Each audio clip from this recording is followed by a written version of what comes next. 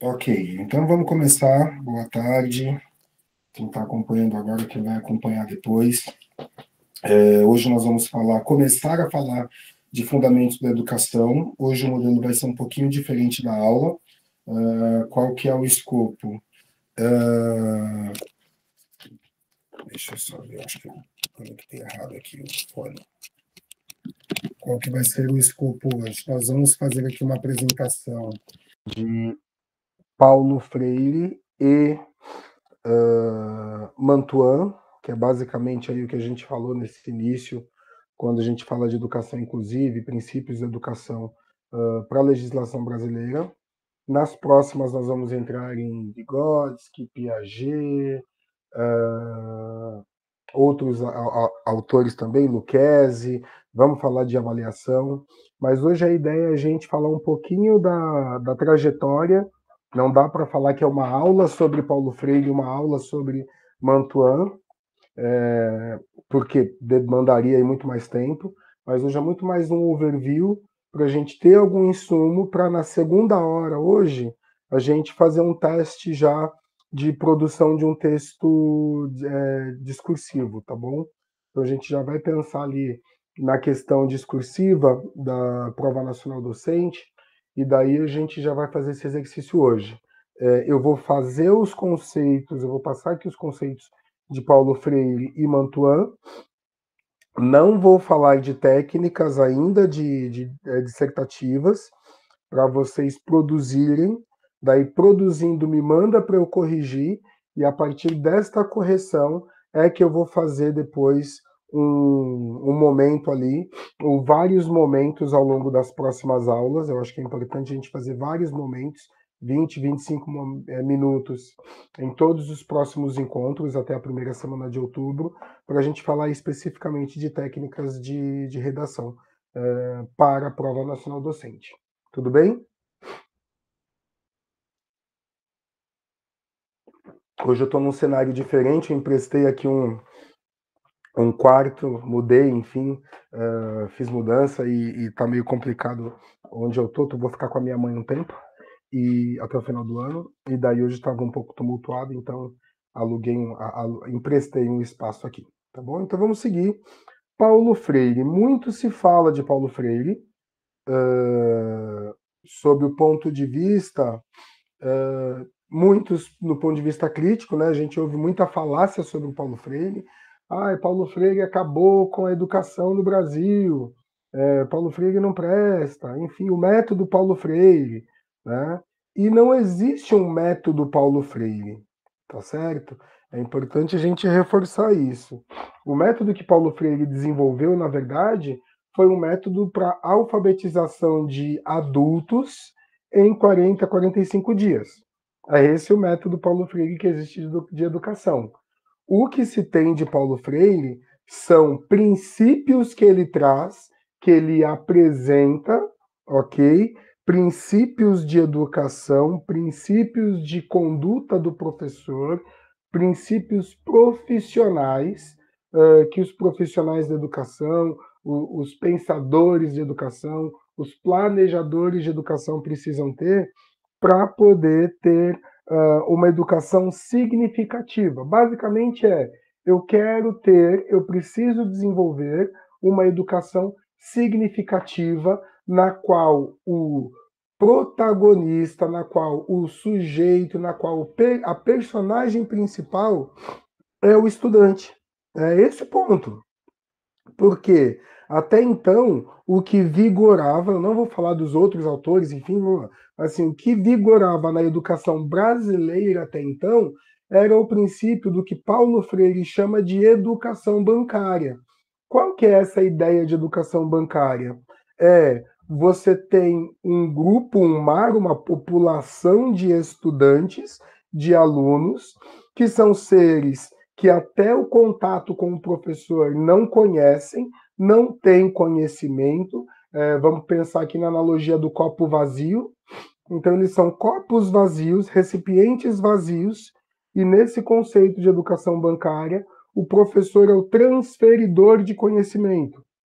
O professor é a peça principal é o protagonista do processo educativo e aos estudantes, aos alunos, cabe tão somente ouvir e absorver o que esses professores têm. E diante dessa visão, a gente desenvolve, ao longo de X tempo da educação brasileira, uma educação autoritária, onde o professor é a autoridade, não deve ser questionado, não deve ser desafiado, não deve ser interpelado. A voz e a ordem do professor é vamos dizer assim, é o ponto central do processo educativo. Paulo Freire rompe com essa visão que eu acabei de descrever para trazer a ideia de que eu preciso produzir no estudante um pensamento crítico. E este pensamento crítico só pode ser desenvolvido, segundo Paulo Freire, a partir de alguns aspectos, que é o que a gente vai ver aqui agora. Tá? Então, primeiro, a gente vai falar de dialogicidade, ou seja, do diálogo do educador, do professor, com o seu público, com o seu estudante, com o seu público, o seu estudante. Tá? Então, vamos pegar o próprio exemplo de alfabetização de Paulo Freire, que é onde ele ganha notoriedade nacional. Então, ele faz até uma analogia, né? Ele fala assim, olha, quando eu fui lá para poder fazer as aulas com o público-alvo da educação para jovens e adultos, o que se tinha? Você tinha ali uma pessoa não alfabetizada e você começava a ensinar, por exemplo, no Eva viu a uva. E de Eva, V de viu, U de uva. Mas aquela pessoa que você estava lidando, ela não sabia quem era Eva, ela nunca tinha provado uma uva na vida, não é? E o máximo que ela conseguiria usar ali era o verbo ver, tá bom? Então, você tinha exemplos desconexos da realidade do público-alvo. Então, o que Paulo Freire faz? Ele traz para o processo de alfabetização elementos do cotidiano daqueles estudantes. E aí vocês vão perguntar, poxa, legal, isso é óbvio. Mas até então, para aquela época, não era óbvio. Porque o que se tinha era o professor é o centro do saber, é o transferidor de conhecimento, portanto, o professor não precisa se aproximar do estudante. Ok? Ele só precisa já vir com tudo pronto para transferir aquele conhecimento. Quando Paulo Freire rompe com isso, nesse exemplo do Eva viu a uva para jovens e adultos, ele primeiro passa por um processo de diagnóstico, de conhecimento daquele público. Então, qual que é o território onde esse público está inserido? Quais são as particularidades desse público? Qual é o vocabulário já conhecido por esse público?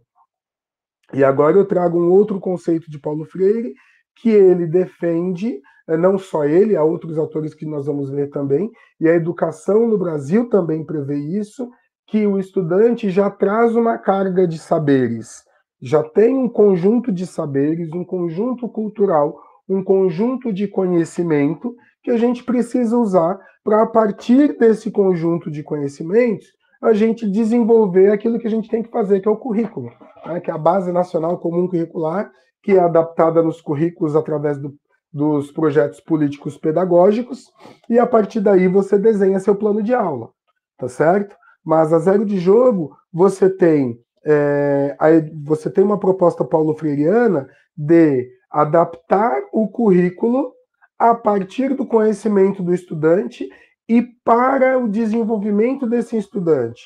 Então, nesse ponto de vista, nós, professores, passamos a ser facilitadores, passamos a ser provocadores, passamos a ser ajudadores, onde no processo educacional nós somos peça fundamental. Sem nós, o processo de ensino-aprendizagem não funciona, não acontece, mas o público-alvo passa a ser o protagonista do processo de aprendizado dele mesmo.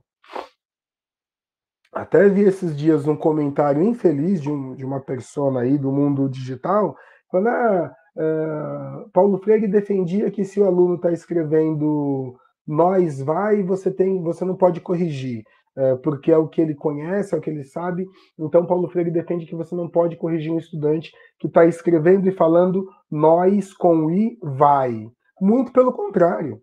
Paulo Freire defende o seguinte, que você ouça esse nós vai do estudante, para esse exemplo, que você entenda por que esse estudante, qual é o contexto que esse estudante diz esse nós vai, e a partir deste nós vai, é que você vai estruturar a tua aula de acordo com o currículo, com base nacional comum curricular, enfim, para levar esse estudante a enxergar que, para além do nós vai, tem o nós vamos, tem o a gente vai, o poderemos ir.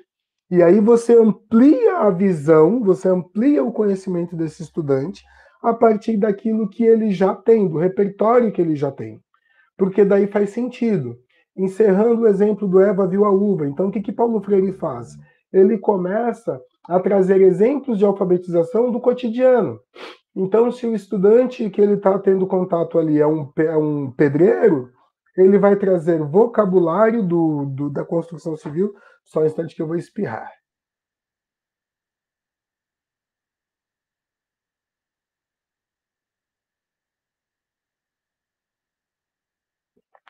Então, voltando, ele vai para um estudante que ele está trabalhando lá nos jovens e adultos, que seja pedreiro, ele, ao invés de trazer Eva viu a uva, sei lá, a Austrália é bonita, a calça é velha, ao invés de trazer exemplos aleatórios, ele vai trazer exemplos de vocabulários do dia a dia de um pedreiro. Então ele vai trazer o cimento, o andaime, o bloco, a argamassa, a areia, pedra, ferro.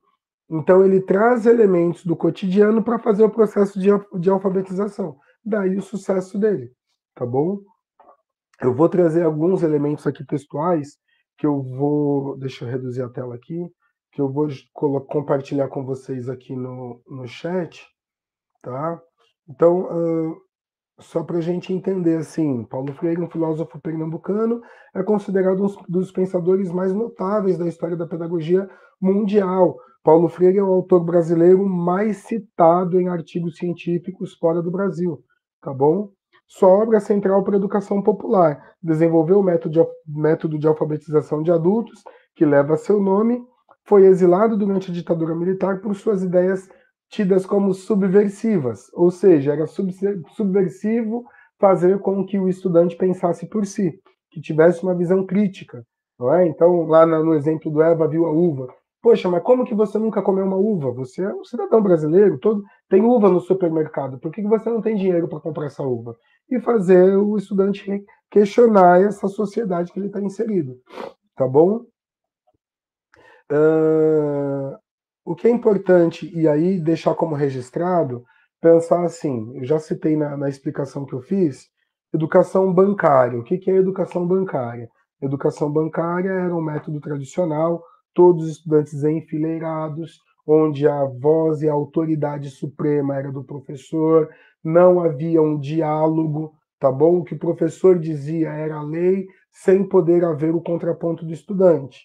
Então, Paulo Freire afasta essa conduta anterior para trazer o princípio da educação libertadora. O que é essa educação libertadora? É uma educação onde o professor passa a ser o ajudador, passa a ser uma figura que dialoga, que enxerga a origem e os saberes que o estudante já tem, parte desses saberes e os respeita.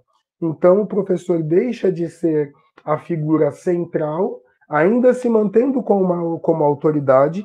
Em nenhum momento Paulo Freire fala o professor não é autoridade na sala de aula. O que Paulo Freire diz é o professor não pode ser autoritário, não pode praticar o autoritarismo e tem que praticar o diálogo. Tem que ouvir esse estudante que ele se relaciona para, a partir disso, fazer suas estratégias de ensino-aprendizagem, tá bom? É importante deixar registrado também a questão da dialogicidade, ou seja, o diálogo como elemento fundamental do ato de conhecer. Eu preciso do diálogo para que a educação libertadora faça sentido, ok? Se puderem, eu recomendo que vejam, que leiam, se conseguirem. Deve ter PDFs gratuitos, enfim, já deve estar em domínio público. Autonomia do oprimido, Pedagogia da Autonomia e Pedagogia do Oprimido.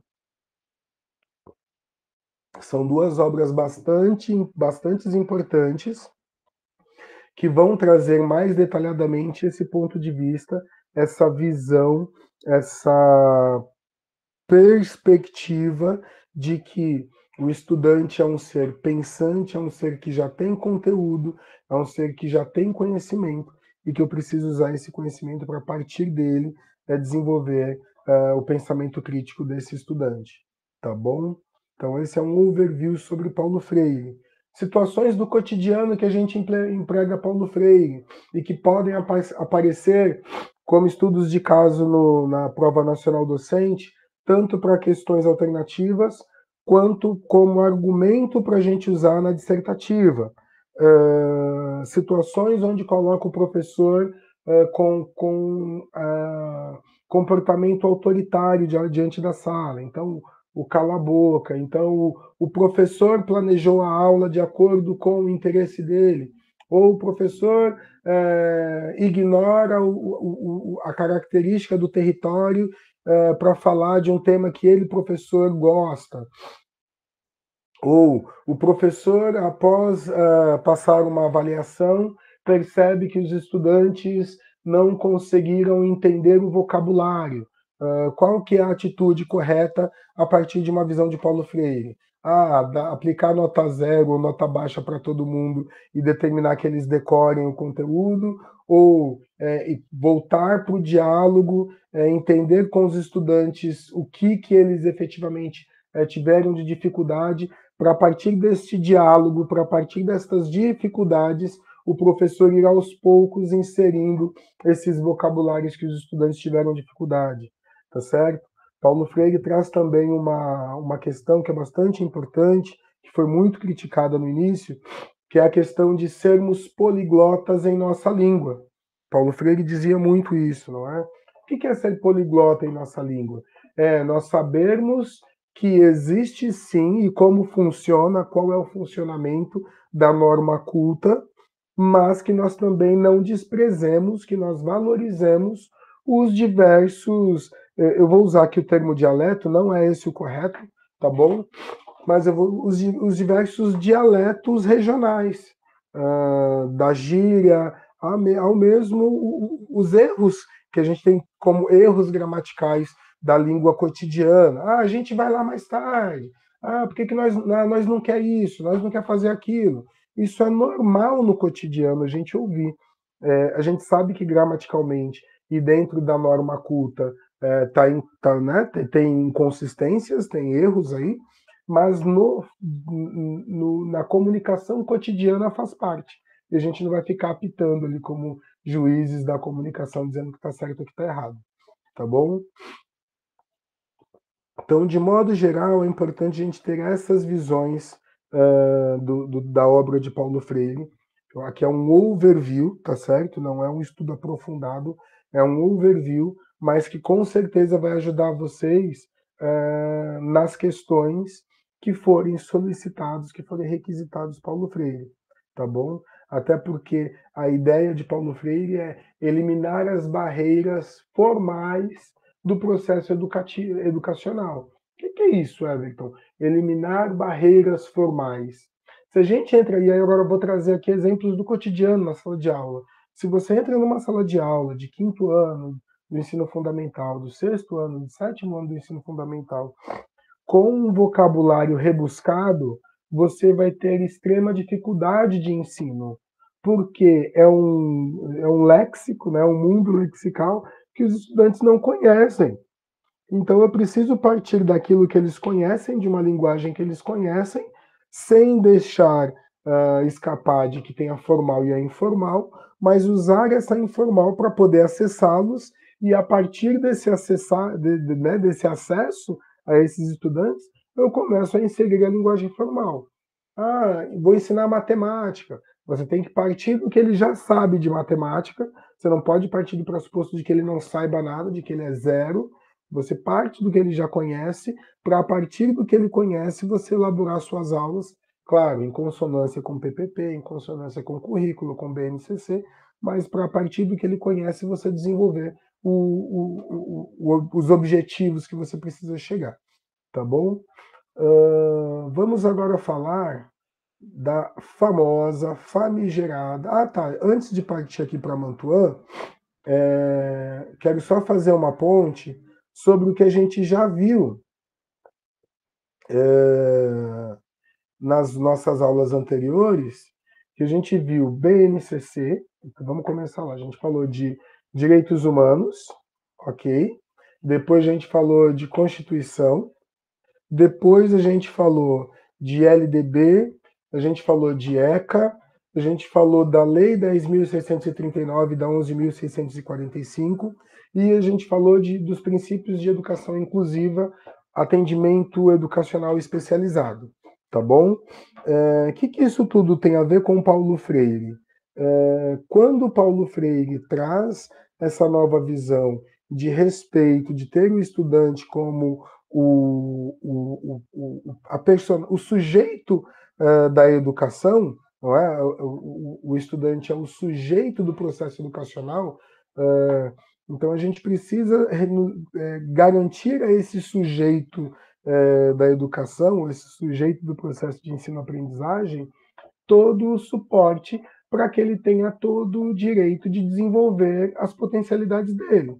Então, Paulo Freire vai conversar nesse sentido. Everton, o que isso tudo quer dizer? Olha, se Paulo, longe de mim querer fazer aqui uma inferência, né? Mas assim, eu acredito muito que Paulo Freire, ou melhor, que a relação da legislação que a gente viu com Paulo Freire é justamente essa questão de garantir ao estudante o direito de ser estudante, o direito de questionar, o direito de produzir o seu conhecimento a partir de sua própria história, de sua própria essência. Ou seja, não ser um repetidor, um replicante do que o professor ou do que os professores dizem, tá certo?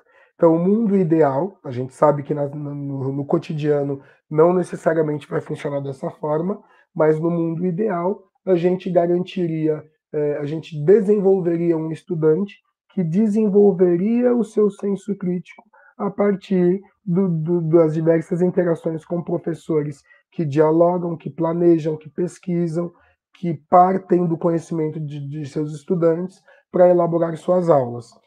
Portanto, essas aulas seriam mais atrativas, fariam mais sentido para aquele estudante que está ali.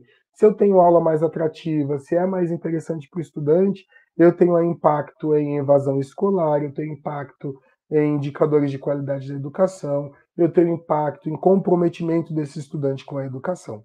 Tá bom? Claro que aqui a gente está falando do mundo ideal. Quando a gente parte para a prática, a gente sabe que muda um pouquinho, mas o objetivo é conseguir entender isso para conseguirmos ir bem na famosa prova nacional docente, tá bom? Posto Paulo Freire, relação direta dele com a nossa legislação, trago aqui Maria Teresa Egler Mantuan, que é a famosa Mantuan. Vou trazer aqui algumas informações e ao longo disso eu vou comentando. Mantuan está bastante ligada, está intimamente ligada com a ideia e com o princípio da educação inclusiva no Brasil, tá bom? Então, ela foi uma pedagoga brasileira, agora eu vou dar uma lida aqui, tá, gente? Pedagoga brasileira, professora e pesquisadora da Unicamp, é uma das maiores especialistas e defensoras da educação inclusiva no Brasil. Sua obra é fundamental para entender a inclusão de pessoas com deficiência no sistema regular de ensino, indo muito além da simples integração. O que isso quer dizer, Everton? Até a gente ter a Política Nacional de Educação Especial com foco na educação inclusiva, ou como tendo como base, desculpem, a educação inclusiva, E a legislação também, a partir ali de 1988, garantindo o acesso de todos ao processo de educação gratuita, depois sendo atualizada ali para a educação especial, garantindo a adaptação curricular para o público-alvo da educação especial, isso a gente já viu nas aulas anteriores. Até a gente ter esse processo de inclusão, a gente tinha os estudantes com deficiência excluídos do processo de ensino-aprendizagem, tá certo? Quem podia pagava uma associação particular ou procurava uma associação beneficente, enfim, mas a gente não tinha esse atendimento especializado na rede pública. Ou quem não tinha condição mesmo, matriculava o filho numa escola regular, não havia qualquer adaptação curricular, não havia qualquer adaptação da própria unidade, do próprio espaço físico da unidade, tá bom? Então, isso acabava excluindo estudantes com deficiência ou estudantes com altas habilidades de superdotação do processo de ensino-aprendizagem ao qual eles têm direito, tá bom? De acordo com o pensamento de Mantuan e com a obra de Mantuan, o que ela traz, e sem doses homeopáticas, tá? Assim, ela traz que temos sim que, para além de integrar, incluir estudantes público-alvo de educação especial nas aulas, nas salas, nas turmas regulares de ensino. Então, até então, você tinha ali salas específicas para estudantes com deficiência, ou estudantes com deficiência em determinados níveis ou em determinadas características não terem acesso à educação gratuita regular, tá certo? Então, quando a gente traz o princípio da educação inclusiva, e outra, assim, eu não só. Isso é o que está no papel, tá, gente? A gente sabe que na prática tem muita crítica. Lembra lá no início que a gente combinou de que aqui a gente vai falar do que vai cobrar na prova para a gente conseguir atender de acordo com o que está na legislação.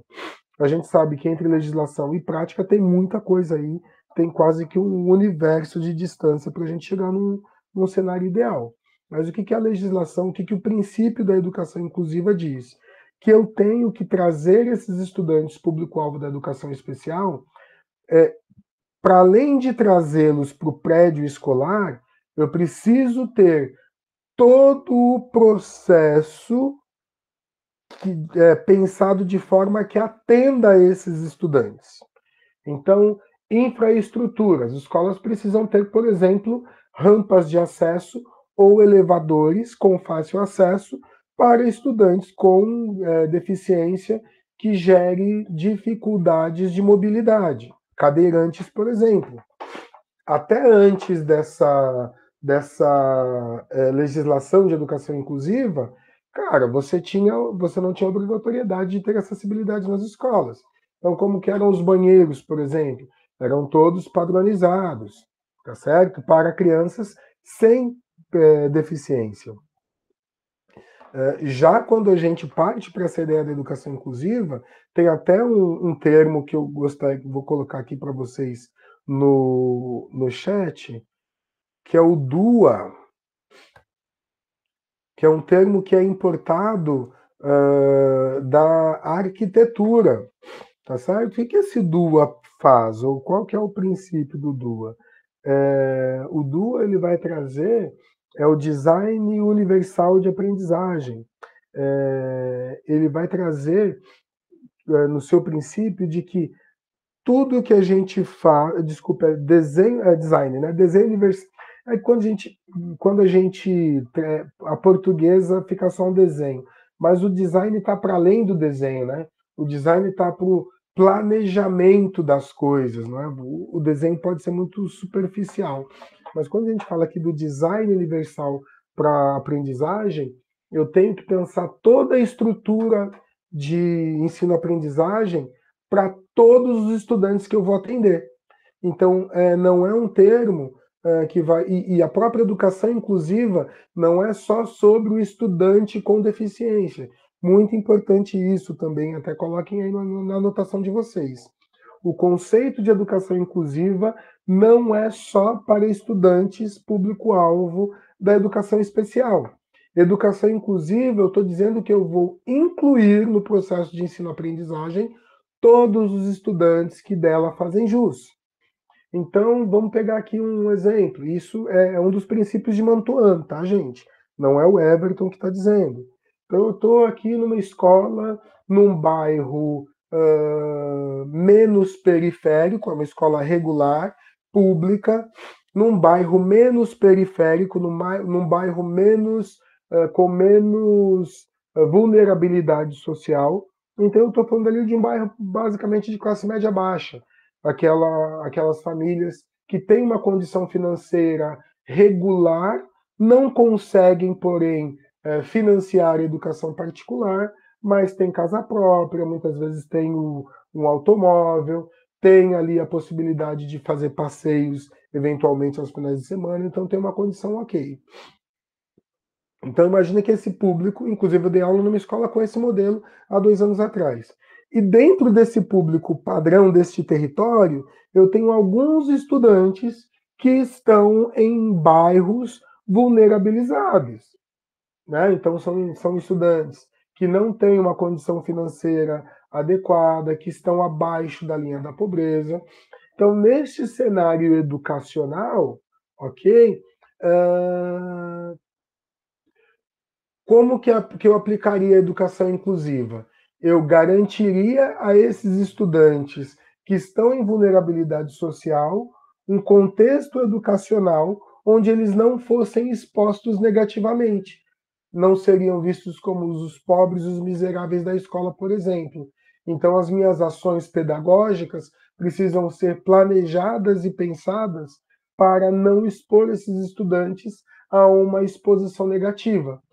Exemplo, gente, vamos fazer aqui na próxima semana um coffee break, então cada um traz uma coisa. Opa, mas eu sei que tem estudantes dentro desse público que não tem condição de trazer nada. Então, como que eu vou planejar uma ação dessa nesse território específico de forma a não expor esses estudantes? Voltando para o público-alvo de educação especial, que é o foco da Mantuan, tá certo? Então, quando eu vou construir a escola, eu preciso pensar numa escola que inclua todo tipo de aluno, todo tipo de estudante. Então, essa minha escola já vai ter rampa de acesso, já terá banheiros acessíveis a todas, a todos, ok? Os corredores vão ser padrão para atender para atender todo o público que pode acessar essa escola, tá bom? Então é nesse sentido. Eu não integro só, né? Então assim, a gente tem o exemplo da integração, que você vem e coloca o estudante na sala, mas ele precisa de ajuda, por exemplo, para subir até a sala, porque não tem rampa de acesso. Tem que alguém, um profissional, um funcionário da escola, um grupo de funcionários precisam auxiliar esse estudante subindo a cadeira ali no braço, por exemplo, quando de um estudante cadeirante. Eu tenho aqueles caminhos, né? Eu tenho aquela acessibilidade para deficientes visuais, por exemplo. Eu preciso pensar nisso, porque o princípio de educação especial e da educação inclusiva tem que prever isso. Poxa, eu tenho alarmes sonoros, ou melhor, alarmes visuais, como, por exemplo, a gente tem em todas as escolas os sinais, né, de aula para aula de intervalo. Mas eu tenho também sinais em luzes para indicar para o estudante, eventualmente para o estudante deficiente auditivo, que naquele momento é intervalo, por exemplo, já que ele não ouve o sinal. Então, o Mantuan traz essa carga de preocupação, tá? Saindo um pouco da visão do aluno, visão do professor. O que a Mantuan traz? O que ela defende? Que o professor tem a obrigação de se desenvolver, e aí o Estado tem que dar também, né, as instituições têm que dar condição para esse professor fazer a formação continuada dele, para que ele esteja apto a adaptar as atividades, o conteúdo, a aula dele, para os estudantes de acordo com a necessidade de cada estudante. Então, quando a gente fala aqui de público-alvo de educação especial, Eu, Everton, em língua inglesa, vou trabalhar cores e verbos de ação. Por exemplo, eu tenho um estudante que tem a limitação de mobilidade. Eu preciso, dentro do meu planejamento de aula, preparar uma adaptação dessa aula para esse estudante com limitação de mobilidade. Se eu tenho um estudante com deficiência intelectual, eu preciso pensar essa mesma aula. Vamos supor que eu tenha um estudante com limitação de mobilidade, um estudante com deficiência intelectual. Eu preciso preparar minha aula para esse estudante com limitação de mobilidade, para o estudante com deficiência intelectual e para os demais estudantes. Tá certo? Então é sobre isso trabalhar a inclusão no cotidiano escolar. Eu não vou só imprimir uma folha cheia de desenho e entregar para um estudante público-alvo da educação especial, por exemplo, pintar. Qual que é a intenção deste pintar? Qual é o desenho que eu estou trazendo para esse estudante? Qual é o aprendizado que eu espero que ele tenha? Como que eu vou acompanhar? Como que eu vou medir isso? Importante, eu preciso manter o registro disso tudo o tempo todo também, tá certo? Então, amarrando aqui a ideia de Mantuan, vamos voltar aqui. Ai, deixa eu achar aqui minhas anotações, só um instante, para a gente poder fazer uma amarração aqui da. Eu acho que eu fui até tranquilo de Mantuan, porque ela é bem. A galera no mestrado, estou fazendo mestrado em educação especial para altas habilidades e superdotação, tem uma crítica forte a Mantuan porque ela defende a inclusão irrestrita, ou seja, você tem todos os estudantes público-alvo de educação especial no processo de ensino regular. O que a prática tem mostrado, e pode ser que isso surja em alguma questão, a prática tem mostrado que no dia a dia as escolas, os profissionais não estão preparados para atender todas as deficiências ou todos os estudantes público-alvo. Então, por exemplo, estudantes com altas habilidades, a gente nem investiga, a gente nem identifica esses estudantes, por N razões. Mas no Brasil a gente tem menos de 2% do que deveria estar, né, do que a gente sabe que está nas escolas, apenas 2% são identificados, né, só para sair um pouco da criança com deficiência. Então, uma discussão na academia é como que a gente consegue viabilizar no cotidiano a prática da educação inclusiva, como ela é pensada na legislação, tá bom? Então vamos lá, ó, recapitulando aqui Mantuan. Inclusão versus integração. Inclusão é quando eu organizo todo o processo, seja ele de infraestrutura, de formação de professores, de convivência com os demais estudantes, de formação de todos os profissionais da escola para incluir esse estudante, quando eu adapto as atividades da escola para entenderem e receberem todos os tipos de estudante. Isso é inclusão. Integração é simplesmente trazer e colocar lá o estudante junto com os demais. Vamos pegar aqui um exemplo real, ali, década de 60, 70, um exemplo estadunidense, tá? Quando a gente começa a ter as escolas de integração racial. Então, o que nós tínhamos? A legislação começa a mudar nos Estados Unidos da América e eles começam a dizer que público de estudantes pretos e estudantes brancos devem frequentar as mesmas escolas. Esse é o processo de integração, ok? Só que dentro das escolas você tinha turmas para brancos e turmas para negros da mesma forma. Você tinha times de brancos e times de negros da mesma forma. Você tinha basicamente todo o currículo ainda dominado por autores, por conceitos brancos. Então você integrou, ou seja, você deixou os pretos entrarem em escolas, nas mesmas escolas que os brancos, mas você tem toda a estrutura ainda voltada para privilegiar o branco. Isso é integração. O que é inclusão? Você interrompe aquele processo, se fosse inclusão, nesse exemplo que eu estou dando. Você interrompe aquele processo de centrado no ensino para o branco e você cria um novo modelo onde você, de fato, tem salas mescladas, times mesclados, currículo mesclado com autores brancos e autores negros. Aí sim, o prédio com fotos de personalidades brancas e negras, aí sim você começa a pensar num modelo de inclusão e não de integração, tá? Mantuan também vai falar do direito à diferença, né? Eu preciso, eu preciso permitir e reconhecer o diferente não como pior ou como melhor, mas como diferente. Parece clichê, né? Parece clichê, parece uma coisa de devaneio, mas não, é de respeitar os diferentes. Então, eu preciso enxergar essa diferença também como um sujeito de direito. Então, o estudante não verbal, que tem ali alguma questão cognitiva, ele é um sujeito de direito educacional. O estudante com deficiência que limite a mobilidade dele, ele é um sujeito de direito educacional. O estudante neurodivergente ou neuroatípico, ele é um sujeito de direito educacional. E aí o grande desafio é como que eu garanto esses direitos no ambiente onde, para além desse público-alvo, eu tenho estudantes que não são público-alvo da educação especial, mas que também têm direito à educação inclusiva.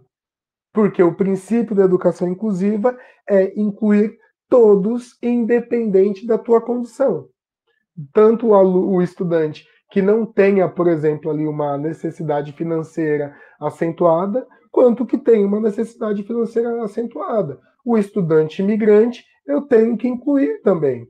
O estudante nordestino, eu tenho que incluir. Pensando aqui, para quem está fora de São Paulo acompanhando, pensando aqui no modelo da cidade de São Paulo, por exemplo.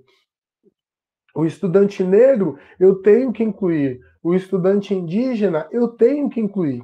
E incluir não é integrar, trazer e deixar lá no modelo tradicional que eu tenho para todo mundo. Mas o incluir é adaptar o currículo. Ah, tem o estudante indígena, por exemplo, se eu tenho aqui um imigrante, eu preciso ter no meu currículo o atendimento a essa especificidade. E o atendimento a essa especificidade, ele vai atender a todos. Porque o que é, por exemplo, negro se identifica com aquele autor negro e eu garanto para o não negro o acesso também a esse autor que ele dificilmente teria num modelo não inclusivo, que ainda fosse eurocentrado. Tá bom? É nesse sentido que a educação inclusiva é defendida por Mantuan, está na nossa legislação, está como base legal para a gente, e esse é o desafio. Então, provavelmente, a gente tenha esse tipo de abordagem no ENAD, tá bom? Um outro ponto aqui para encerrar a visão de Mantuan é uma crítica à pedagogia da homogeneização. O que é isso? Quando a gente fala de ensino público, infelizmente, historicamente no Brasil, a gente enxerga, e eu estou falando a gente, a sociedade, tá? A sociedade, leia políticos, leia famílias, porque é o modelo que a gente tem votado, é o modelo que a gente tem eleito aí para cuidar da educação básica. E a gente precisa lembrar que quem cuida da educação básica são estados e municípios. O governo federal ele participa na elaboração da base comum curricular, ele atua na elaboração da política nacional de ensino, tá certo? Mas quem aplica, quem tem a autonomia para aplicar isso na ponta, são governos estaduais e municipais. É importante a gente ter isso.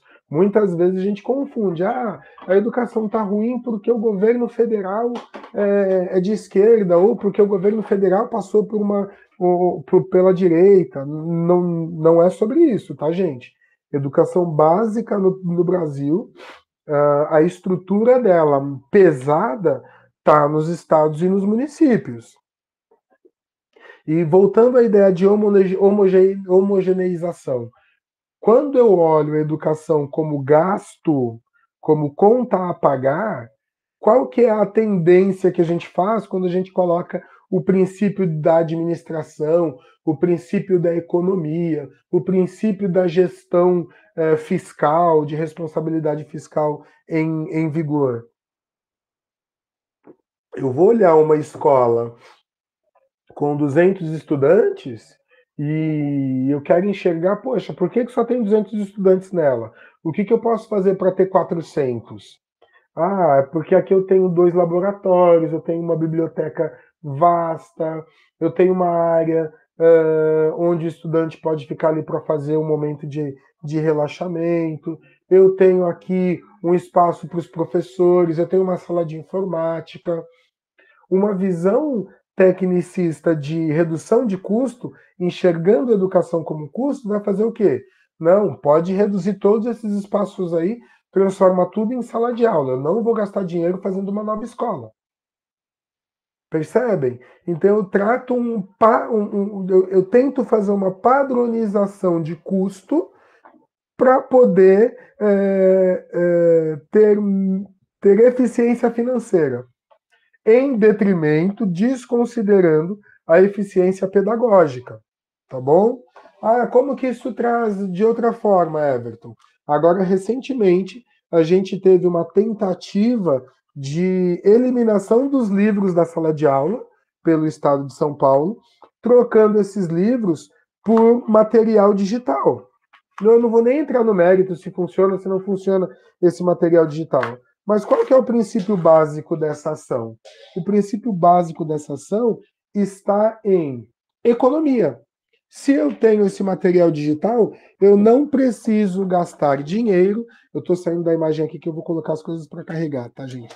Eu não preciso, eu vou reduzir o meu gasto com livros didáticos, paradidáticos, e eu vou trazer tudo isso para o digital.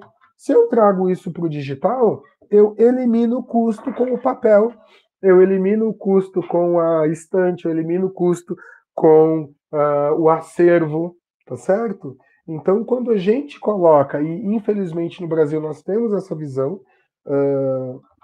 de que a educação é um custo, né? Educação é despesa, e educação não é despesa, educação é investimento. A legislação no Brasil parte desse princípio da educação como investimento. Mas as forças políticas que a gente tem colocado para gerir essa educação o tem feito sob um ponto de vista de gasto, de contenção de despesa. Tudo bem até aqui? Então falamos hoje de Paulo Freire e Mantuan. Vamos pegar agora 10 minutinhos para o café e aí a gente volta. Ângela, que chegou um pouco depois, qual que é a expectativa hoje? Eu fiz aqui um overview de Paulo Freire e de Mantuan. Então, a gente está falando aqui de princípios da educação no Brasil, tá certo? Fundamentos e princípios. E aí, na segunda parte, eu vou trazer um tema para a gente começar a nossa primeira atividade dissertativa. Então, eu vou trazer uma proposta de tema para vocês elaborarem uma resposta dissertativa que vocês vão me enviar e eu vou corrigir, tá bom? E a partir dessa correção, eu vou trazer elementos de produção textual específico para PND, para a prova, para a questão discursiva, nas próximas aulas, tá bom? Então a gente pega agora 10 minutinhos, toma um café, volta, eu passo o tema, faço um overview e aí vocês têm os momentos finais para redigir. Vamos tentar redigir hoje para não deixar para depois, tá bom? E aí a gente se despede depois que eu falar o tema para vocês. É isso então, 10 minutinhos a gente volta, gente. Tchau, tchau, até daqui a pouco.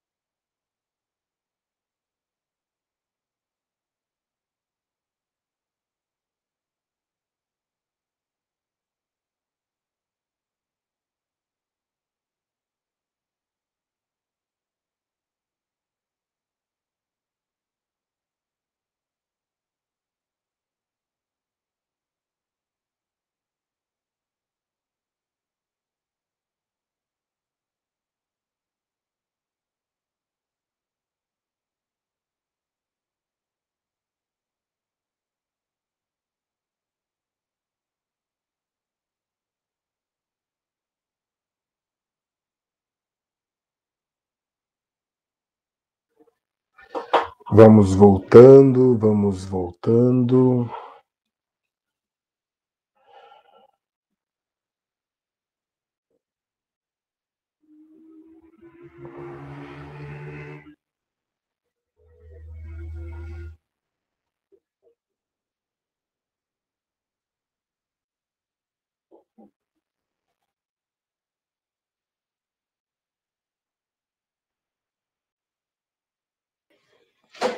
Everton, Oi, você falou que vocês comentaram sobre Freire e sobre quem mais? Mantuan. Ah, tá bom. Beleza. Mantuan é a nossa irmã Maria Tereza Egler Mantuan, Tá bom. que é a responsável aí, ou a autora mais utilizada para as políticas de inclusão para educação especial. Beleza. Tá bom? Uhum. Obrigada. Por nada, por nada. E falei também que hoje eu estou num estúdio emprestado. Eu mudei, né? Não sei se eu comentei contigo que ia mudar. Aí, enfim, estou me adaptando, ainda não tinha. Hoje estava meio ruim de fazer lá no meu novo espaço. Aí vim pedir um espaço emprestado aqui, tô estorvando aqui. E tá tudo Que certo, a bom. gente não vai reclamar. É bom mudar de espaço, às É, vezes. mas semana que vem já tem outro, já tô lá devidamente instalado. Uou, vamos retomar então, só recapitulando e fazendo aqui um overview. Quando a gente fala de Paulo Freire, a gente está falando basicamente, e aí é bem o básico mesmo, tá agora? Do professor não como a autoridade, como a figura autoritária que detém o conhecimento e transfere o conhecimento para o estudante, mas Paulo Freire defende principalmente que haja diálogo, né? Assim, o processo de ensino-aprendizado ele parte necessariamente da necessidade de diálogo entre professor e estudantes, ok? E esse diálogo ele serve também para a gente poder entender uh, as características do território, as características do estudante, para a partir dos saberes do estudante fazer elaborar os nossos fazeres pedagógicos. É isso. A partir do conhecimento e dos saberes do estudante, desenvolvermos, planejarmos os nossos fazeres pedagógicos. Os fazeres esses que precisam estar ancorados na base comum curricular, no projeto político-pedagógico da escola, na legislação vigente, mas que eu não posso abrir mão de partir daquilo que meu estudante sabe. E eu não posso abrir mão do diálogo com esse estudante. Tá? Essa é a principal. Se o Everton precisasse definir Paulo Freire, eu definiria principalmente dessa forma. Tem outros modos de dizer, de explicá-lo, mas o principal de Paulo Freire é isso. Porque quando você toma essa postura, você valoriza o que o seu a história do seu estudante. E a partir dela você desenvolve o que ele precisa ser desenvolvido. Tá bom?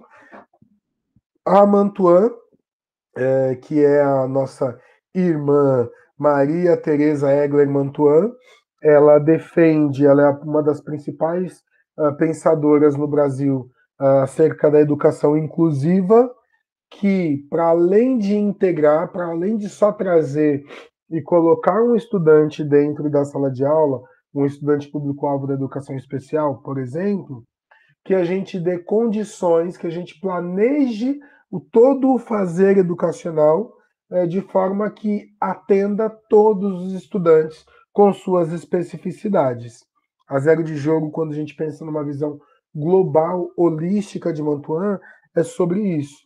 O prédio, o espaço físico, os fazeres pedagógicos, o planejamento, a equipe de profissionais, de todos os profissionais que atuam nessa escola, precisam necessariamente entenderem de educação inclusiva e serem patrocinadores dessa educação inclusiva, tá certo? Isso é o que está no papel, isso é o que está na legislação. Aí só um parênteses para o nosso cotidiano. A gente sabe que no cotidiano, eventualmente, você precisa ter uma atitude, falando de Paulo Freire, você precisa ter uma atitude mais autoritária, a depender da situação, com determinados grupos ou determinados perfis de estudantes barra famílias. Esse autoritário que eu estou falando, muitos momentos sim, você eventualmente eleva o tom de voz, eventualmente você faz ações que quando você olha para a legislação fala assim, você não pode. Por exemplo, você não pode tirar um aluno da sala de aula. Mas tem situações que a gente vai lá na gestão, equipe gestora, né, na vice-diretora, ou no diretor, ou no coordenador pedagógico, e pede ajuda para tirar, para conversar com o estudante. Quando a gente pensa em Mantuan, a gente sabe que no cotidiano, atualmente, da forma que está posta, há muita dificuldade, quase que um atrapalhamento do processo de ensino-aprendizagem em função da forma que houve o processo de educação especial, que não inclui muitas vezes a educação especial da forma que está posta hoje, acaba excluindo estudantes público-alvo da educação especial. Para ilustrar essa minha fala, numa das conversas que eu tive no mestrado, uma professora disse que ouviu de uma colega o seguinte: a filha pequena no banco de trás, uma briga de trânsito, dois homens brigando na rua, numa briga de trânsito. Daí a filha virou para a mãe, uma criança de 6 anos de idade, virou para a mãe e falou: olha, mãe, dois autistas brigando. Aí a mãe falou: por que, filha, que você está falando que eles são autistas? Mamãe, porque os autistas lá da minha escola, eles batem em todo mundo. Então aqueles homens estão batendo um no outro, então devem ser os dois autistas. Então, quando eu trago esse exemplo, para ilustrar que muitas vezes a forma como a educação especial está sendo implementada hoje não está sendo inclusiva, como defende Mantuan, como defende nosso currículo, como defende nossa legislação. Ela está só integrando.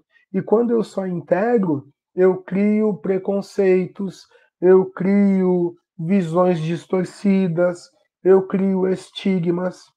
Então, pensem nesses cenários cotidianos, até para dar fundamento para vocês, eventualmente, quando cair ou se cair alguma questão parecida na prova nacional docente. E consigam, treinem em conseguir diferenciar o que está posto na prática daquilo que está previsto na legislação e nos manuais e defendido pelos autores.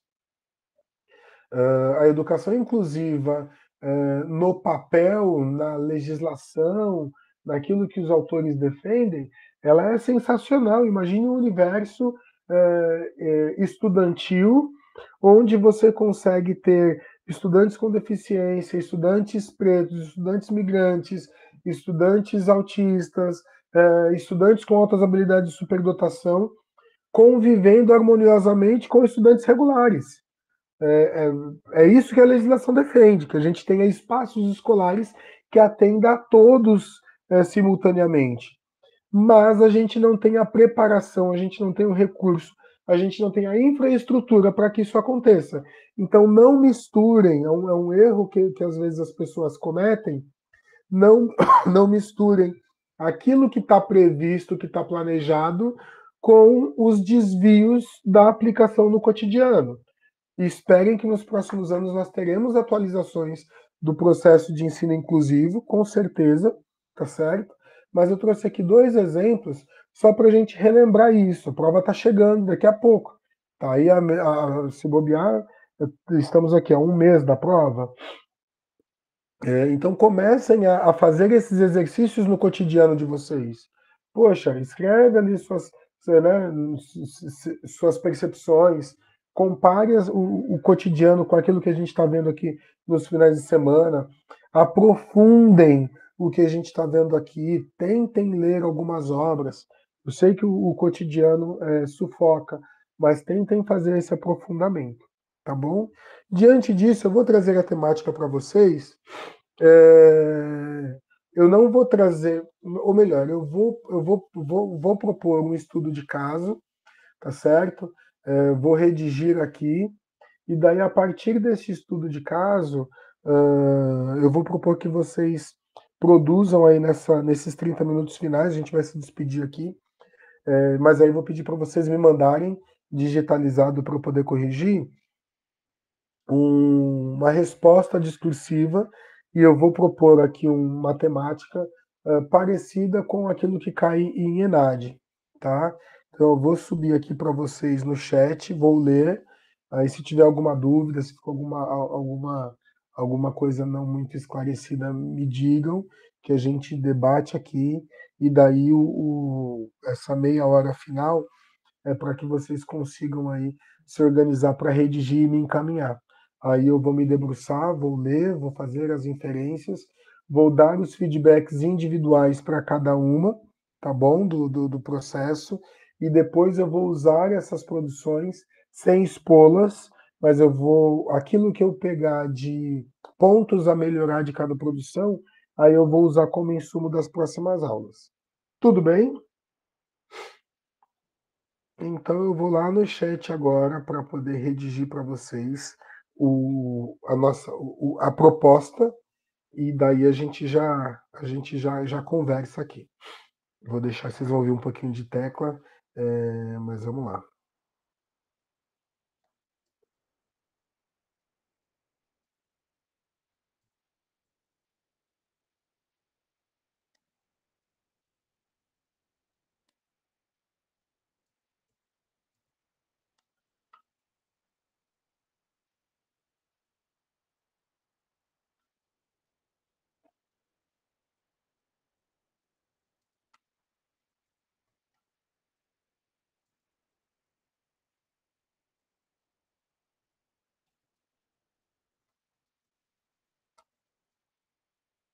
Eu estava com uma pronta aqui, gente, mas estou redigindo uma nova que eu acho que vai fazer mais sentido para o que a gente falou hoje, tá?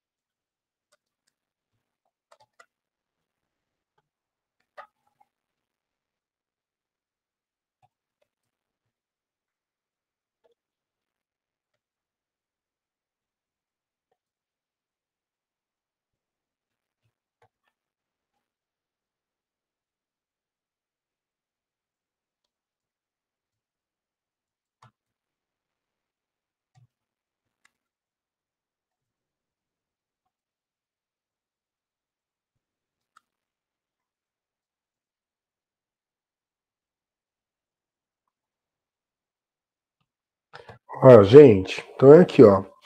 Uma escola periférica da cidade de São Paulo, ao receber um estudante público-alvo da educação especial que a presença de deficiência intelectual e de mobilidade, e aí coloquei entre parênteses cadeirante, a coordenadora pedagógica imprimiu um conglomerado de desenhos e mandou encadernar. Esse é o material adaptado ao estudante. Tá? Então, imagine o cenário, uma escola, chegou um estudante novo, cadeirante com deficiência intelectual. O que a coordenadora fez? Vamos adaptar aqui o material para esse estudante conforme a legislação manda. Então, ela imprimiu e mandou encadernar um calhamaço, né, com 30, 40 folhas, com vários desenhos para a criança pintar. Diante dessa ação, dessa atitude da coordenadora, aí o que eu estou pedindo? Utilizando os princípios discutidos sobre fundamentos da educação, a partir da visão de Paulo Freire e de Maria Teresa Egler, Egler, tá? Ficou Egles, Egler Mantuan, analise a prática da coordenação e indique como você realizaria o acolhimento. Se você fosse a coordenadora pedagógica, partindo dos princípios de Paulo Freire e de Mantuan, como que você receberia esse estudante cadeirante, tá? Dicas aqui. Pensem no que a gente falou com relação a Paulo Freire, né, sendo parte do... O estudante não é um vaso vazio, o professor não tem que ter a atitude autoritária, que a educação precisa ser significativa para o estudante e que precisa partir do diálogo, tá bom? E quando a gente pensa em Mantuan, a gente vai falar da inclusão de que todo o processo educacional está adaptado, não é adaptado, está pensado para todos os tipos de estudantes. Se eu falar mais aqui, eu acabo começando a responder para vocês. Tá? Então pensem nisso, para poder elaborar aí essa resposta. Pedido, se possível, elaborem digitalmente e me mandem, eu vou colocar aqui meu e-mail para vocês, tá certo? Que facilita a minha correção. Se não, faz no papel, tira a foto e me manda, que eu também corrijo. Tudo bem? E daí a gente fica aí esses 24 minutos, vai, meia hora, porque na verdade a gente começou com 10 minutos de atraso, e daí vocês me mandam para eu poder fazer a correção. Eu pretendo fazer a correção entre hoje e amanhã, tá bom? E aí até já tentar mandar aí para vocês um retorno. Eu vou mandar o meu e-mail no grupo, porque se eu colocar aqui fica gravado lá no YouTube depois e, enfim, pode ir para circunstâncias que a gente não quer que aconteça. Tudo bem? Dúvidas? Ficou claro? Precisa de algum elemento a mais?